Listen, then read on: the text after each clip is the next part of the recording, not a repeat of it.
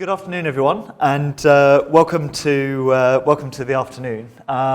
We'll be talking through a lot of different aspects of Parkinson's disease today, but I thought the best thing to do in terms of introducing the afternoon would be to start out just by spelling out who we've got coming along to talk. There are handouts floating around. Feel free to grab those from the outside if you haven't got one already. I'll be giving a short update on Parkinson's research, 199 years on from the description of mutations, of the disease back in 1817. We're then very fortunate to have Claire Bale, who's come along at the last moment because Becky Port, who is meant to be speaking, is unfortunately ill today. So pass on our best regards for a speedy recovery. And she'll be talking about Parkinson's UK research, updating us on the research that they're doing and the strategy that they're using. We'll then have a break and we'll have some more. There's more tea and coffee outside in the foyer.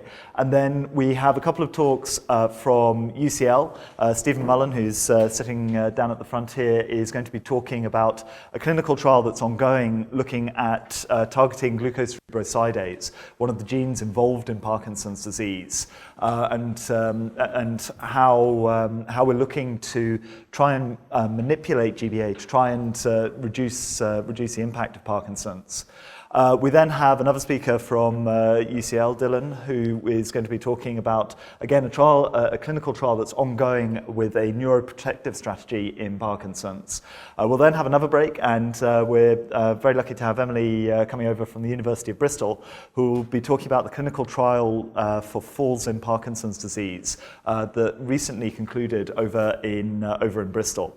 So as you can see, there's very much a theme here in terms of clinical trials, drugs that are actually being tried in patient populations to try and understand whether we can actually either slow down or hopefully even halt the progression of Parkinson's disease.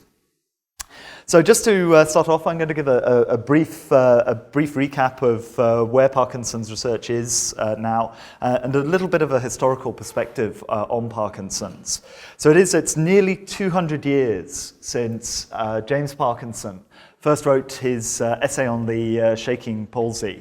And it's safe to say that we know a lot more about the disease that he described and have learned a huge amount in the past 200 years. This, I think, is one of the earliest photos of a patient with Parkinson's disease. This is a patient who was seen in the clinic at one of the major hospitals in Paris, where the term Parkinson's disease was first actually used. Obviously, James Parkinson didn't name the disease after himself. It was clinicians working in Paris who named the disease Parkinson's disease. And over the past nearly 200 years, we've learned a lot about Parkinson's.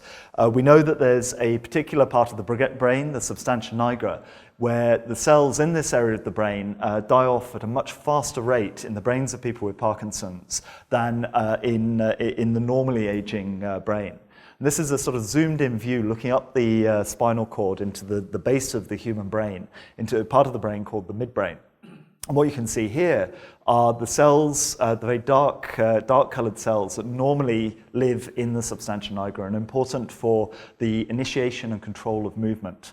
And what happens in the Parkinson's brain is that those cells all die, and eventually all of the cells there die, and the control of movement is severely impaired. We also now know, and this is work that is actually over 60 years old now, that the key problem in terms of the control of movement is a chemical called dopamine. And this is the chemical structure for dopamine here. I work in the School of Pharmacy, so I've learned a lot about chemical structures for drugs over the past few years. And the work of a guy called Arvid Carlsson, who was working over in Sweden back in the 1950s and 1960s, identified this chemical as the key neurochemical involved in the control of movement coming out of the substantia nigra. Basically, this chemical, based on the work of Arvid Carlsson, who won the Nobel Prize for his work, we know that this chemical is involved in passing on messages from the substantia nigra to other parts of the brain and eventually to our muscles, which allow us to control movement. And it's the loss of the cells that make this chemical that actually causes the symptoms that I'm sure all of you will be very familiar with. So what it actually boils down to is the loss of brain cells. This is an image which is taken from an experimental laboratory mouse called the rainbow mouse, which has been engineered to express different colored proteins in different types of brain cells. So what you're looking at is a glow-in-the-dark image of a mouse brain with different brain cells lighting up in different colors. If you zoom in on these, and this is a sort of cartoon version of what one of these would look like, we've got somewhere around 80 billion of these brain cells in our brains, give or take. And this is a sort of stereotypical version of one of those brain cells. They have a cell body, which is called the soma. The blue bit in the middle there is where all of the DNA is found, and I'll go on and talk about that in a couple of slides' time. You have inputs, which are these spiky bits surrounding the cell body. These are called dendrites. And what they do is they receive information from other cells and then pass that on eventually to other cells and then eventually to the outside bits of the bits outside the brain. Most brain cells have, or neurons, have this long sort of appendage, which is called an axon. And this is the part of the cell that allows information to be passed on from one brain cell to the next. They actually use a transmission of an electrical signal that passes down this long appendage to pass on information. You then have presynaptic terminals, which are the bits that connect on to other cells. So what you would have to imagine are these presynaptic terminals connecting on to the dendrites coming out from other cells. And so one cell passes on a message to the next cell, to the next cell, and the next cell. And this is basically, at a very simplistic way, that's how our brains work and the brain cells within their work. So what is it that dopamine actually does? So dopamine is a neurotransmitter. It's one of the chemicals that allows those brain cells to pass on messages from one cell to the next. This is a zoomed-in version of the synaptic terminals, so the end bit stuck on the end of the axon here. When a brain cell is activated by messages coming in from the dendrites, an electrical signal is sent down the axon, arrives at the presynaptic terminals, and activates them. What it does is it basically tells little bags of neurotransmitter. Dopamine is one of them. There are a number of other ones which are used. For example, another one is acetylcholine. And these little bags of neurotransmitter, when the electrical signal comes down from the body of the cell, fuse with the end of the synapse, release their contents, which in the case of cells from the substantia nigra, for the most part, is dopamine. And that dopamine is passed on, binding to specialized proteins or receptors, which basically are able to react and get switched on by dopamine binding to them. They then cause a message to go into the cell body of the next cell, and so on and so forth out of the body. What does this actually mean in terms of the way in which signals come out of the substantia nigra? So this is a cartoon of some of the networks that come out in terms of signals that come out of the substantia nigra. So we know that this part of the brain, the midbrain or mesencephalon, is critically important for Parkinson's disease. We know that the brain cells in there die off, and we know that they're less able to send on messages using this chemical dopamine. So on the left-hand side of the slide is the situation in a normal brain. You have these axons, so these blue and red lines represent the axons coming out and connecting to cells in other parts of the brain. So in the normal brain, you have either positive or negative signals coming out of the substantia nigra when you think about moving. These are then passed on through a complicated series of relays from one cell to the next. So each of these lines basically represents a single cell out of many tens of thousands that connect up these different bits of the brain.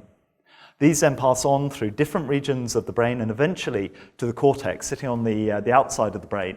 And from there, the message gets passed on to our muscles and the rest of the body, allowing us to actually control movement. Now, what happens in Parkinson's disease is that the number of cells sending out these connectors to the rest of the brain, those cells start dying off, and those axons that I showed you in one of the previous slides die away and are no longer found.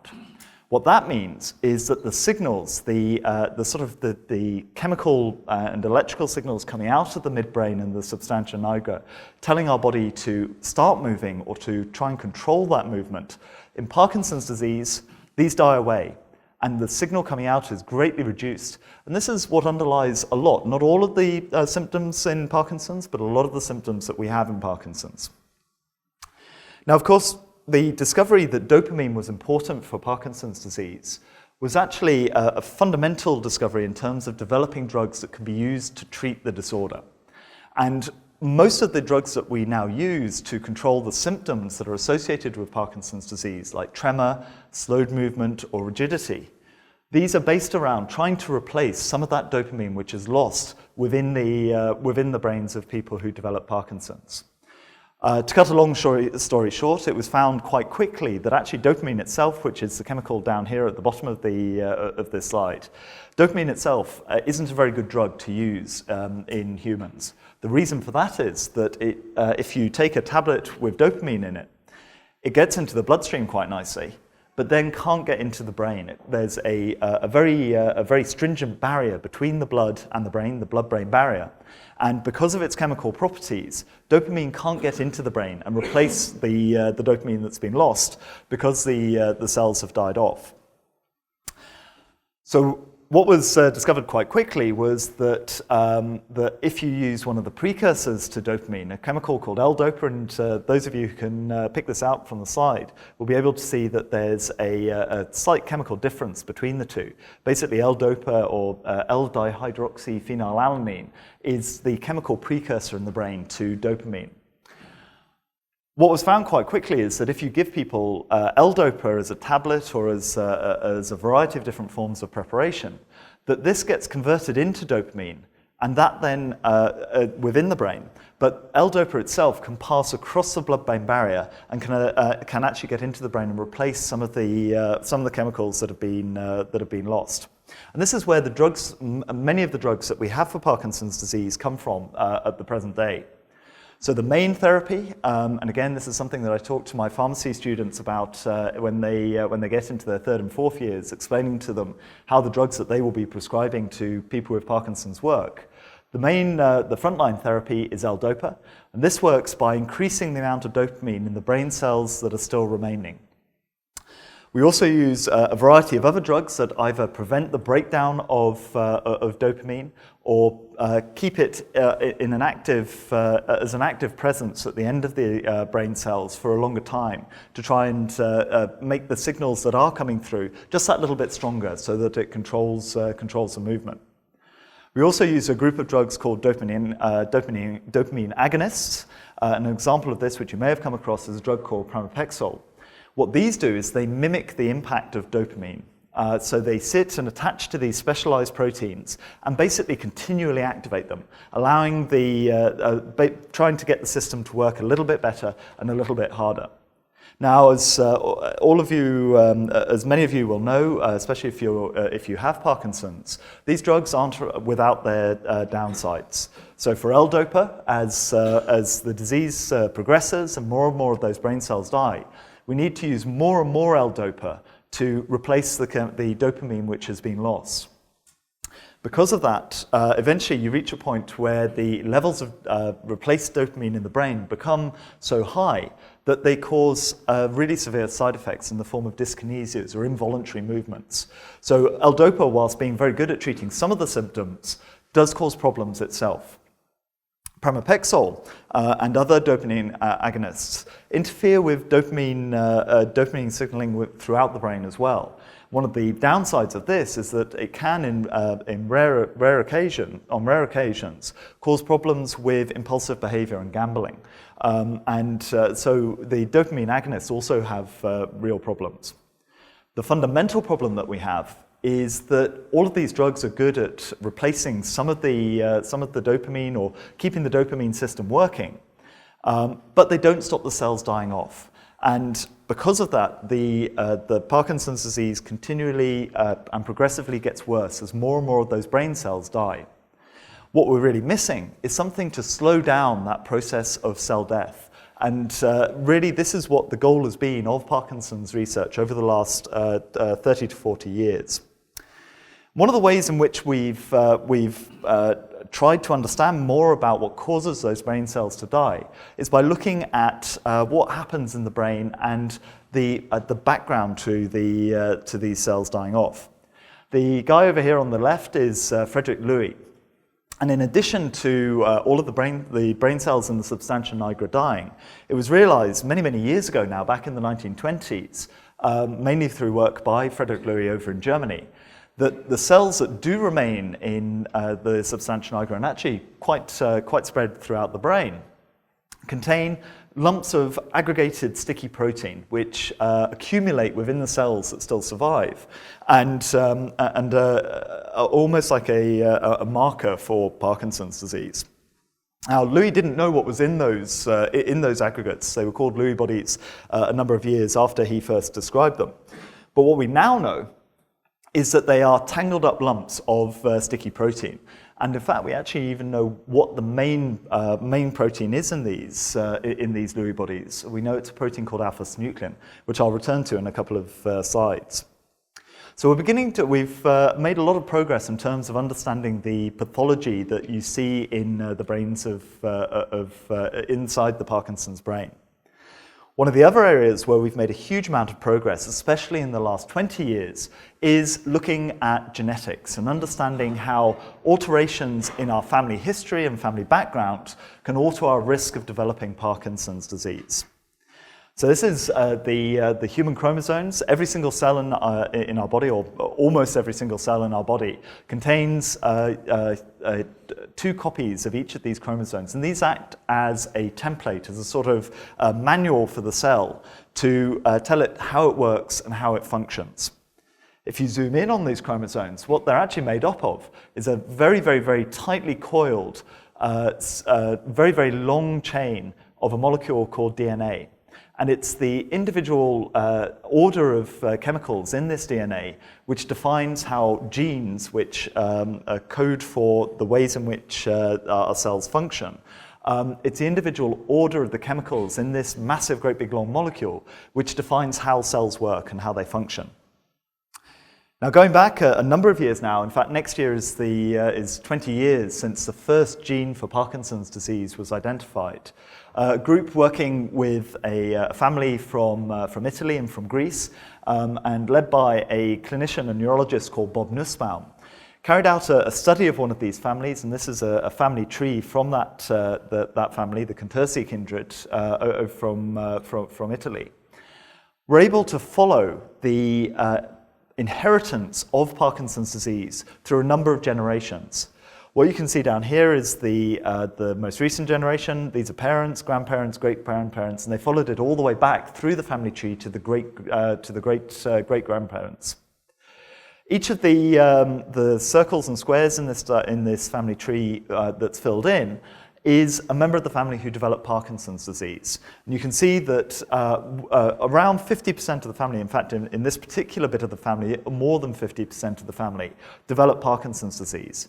And that indicates quite strongly that what is happening here is that they are inheriting, as you might do with hair color or eye color or blood type, that they're actually inheriting the risk of developing Parkinson's disease.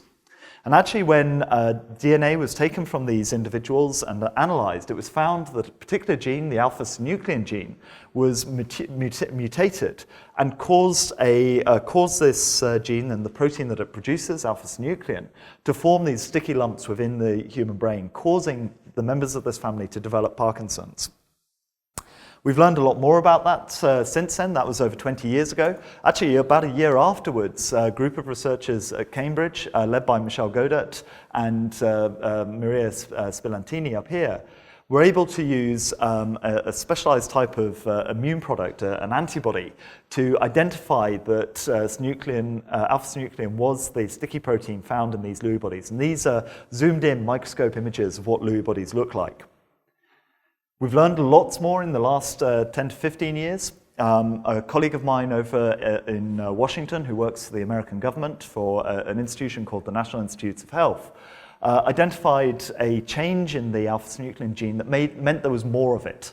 So instead of having 2 copies of alpha-synuclein, of the alpha-synuclein gene, which is normally the case in most people, a family from North America had 2 extra copies of it, which meant that they produced double the amount of alpha-synuclein. They actually developed a very aggressive form of Parkinson's disease, and we now know that the level of alpha-synuclein in the brain is a key component of the risk of developing Parkinson's. If you have more alpha-synuclein, you are more likely to develop Parkinson's disease. Working with a stem cell biologist in the University of Edinburgh, Mike Devine from UCL was able to take some of the cells from this family from North America, and actually make brain cells in a dish, developing stem cells from these patients and turning them into brain cells so that we could actually look at them in a dish and study the alpha-synuclein. And this is highlighted in green over here in the right, is actually what those look like. We also know that synuclein, these Lewy bodies actually spread through the brain. So Heiko Brack, who's a German neuropathologist working over in Frankfurt, has followed the pathology of Parkinson's disease from the lining of the stomach into the brainstem, which is this area just here, and then through the rest of the brain. And so what the current hypothesis, the current idea as to how Parkinson's disease progresses is that actually those sticky lumps of protein spread throughout the brain, maybe in a way that is similar to what happens in the human form of mad cow disease or Creutzfeldt-Jakob disease.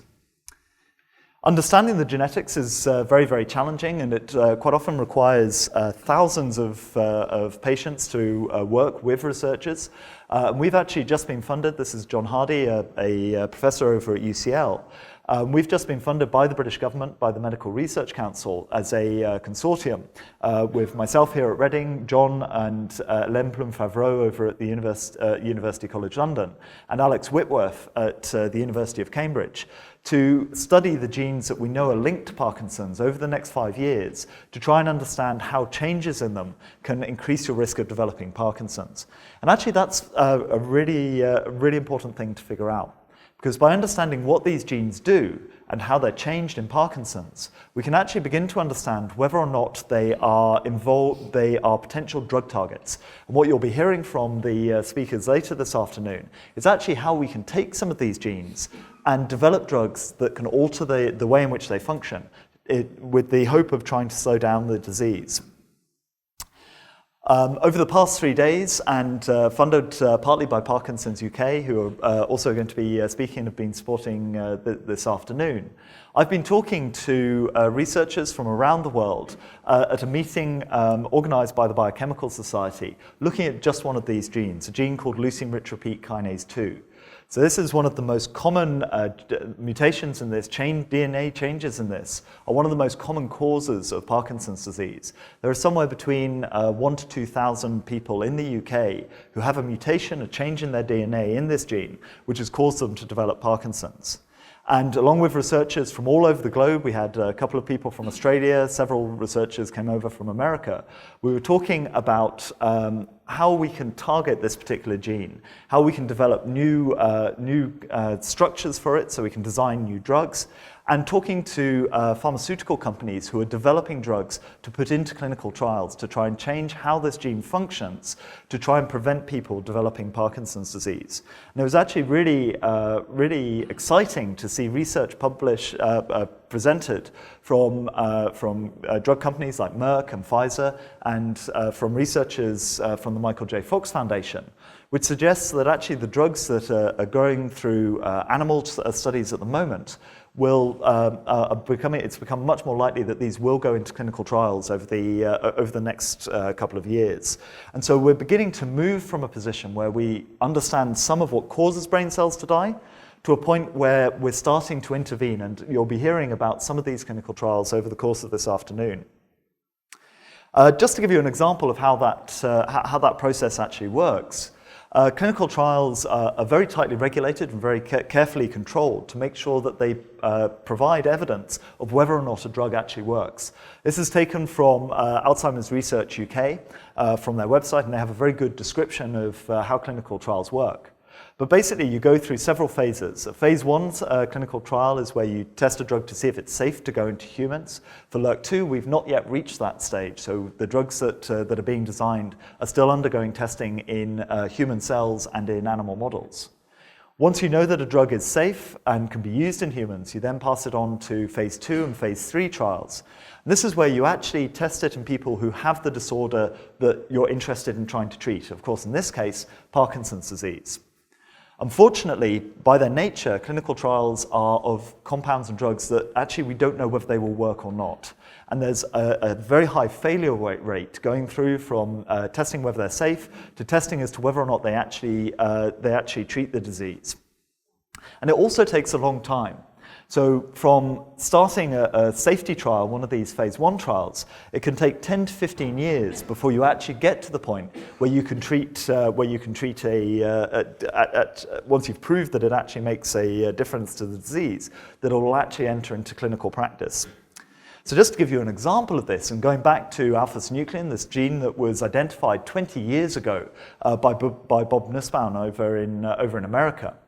10 years ago, so 10 years after the gene and mutations in it were identified, a researcher called Eliza Maslier, who works over in San Diego, developed a strategy to try and reduce the amounts of alpha-synuclein, using our immune systems to get rid of the extra protein. So he developed and published a mouse model where he was able to get rid of excess alpha-synuclein using antibodies that he injected into the mice. This was 10 years ago. Since then, a company called Apheris, following on from another pharmaceutical company called Elan, has developed these antibodies to try them in humans to see whether or not they can reduce the amount of alpha-synuclein in the brain and hopefully slow down the process of this protein accumulating, killing cells, and spreading from cell to cell. And they have gone through a series of animal studies to show that it's safe for animals, and are actually now undergoing clinical trials. And again, this gives you an idea, first of all, of how long this process takes. We first identified mutations in alpha-synuclein 20 years ago. 10 years ago, they developed an approach which allows you to actually target alpha-synuclein and developed a drug which they thought might work as a potential therapy. And it's taken 10 years since then to actually get into clinical trials and get an idea as to A, whether the drugs are safe, and B, whether they're actually going to make a difference to people who have Parkinson's. And at the moment, there's actually a phase 2 clinical trial, so one of the first trials where you actually see whether it makes a difference to patients who have Parkinson's, that's ongoing, funded by a combination of a major European grant, from funding from the Michael J. Fox Foundation over there in the United States, and also from venture capitalists who are interested in investing in research that will lead to drugs which eventually they hope to sell and make a profit of. But the process to get to there, again, takes a long, long time. And I think that gives you an idea as to exactly the challenges that we face as researchers, as patients, and as a community in terms of developing drugs. But we are getting to the point where more and more drugs are coming into these phase 1 and phase 2 trials. And as I say, you'll be hearing about some of these over the course of this afternoon. I'm going to finish there. I'd just like to thank Parkinson's UK, who've been heavily involved in supporting my work and also coming along to talk today. I'm more than happy to answer any questions.